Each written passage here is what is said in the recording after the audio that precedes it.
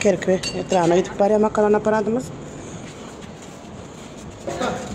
Ana alımda 10 senem bir kaptaldan paddeşke de gitti makaron aparatımıza. Nesiv etsin Allah can erkim niyet edip.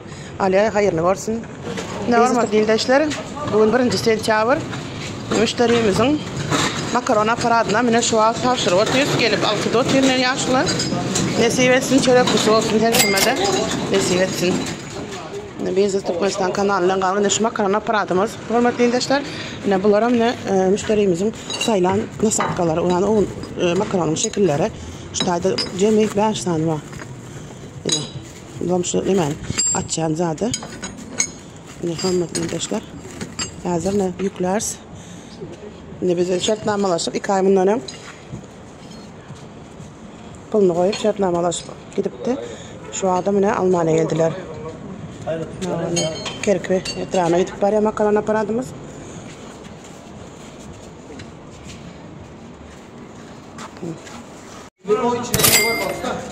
Ana alımda 10 senem bir kaptaldan paddeşke de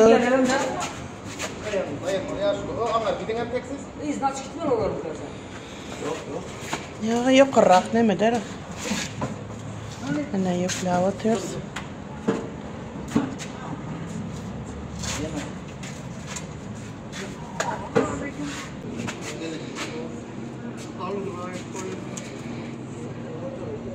Ne oldu? Ne sevetsin?